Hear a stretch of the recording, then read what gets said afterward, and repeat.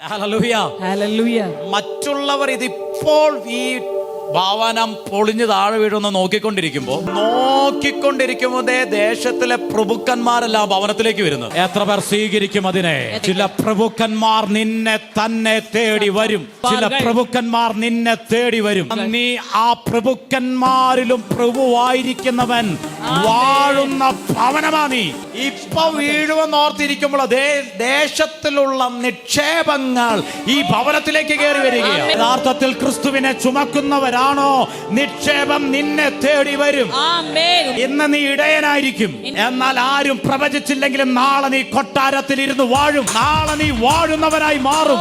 വാഴുന്നവൻ നിന്റെ അകത്ത് വാഴുന്നത് കൊണ്ട് ജനറേഷൻ നിന്റെ സ്ഥിതി മാറുകയാ, നിന്റെ അവസ്ഥ മാറുകയാ.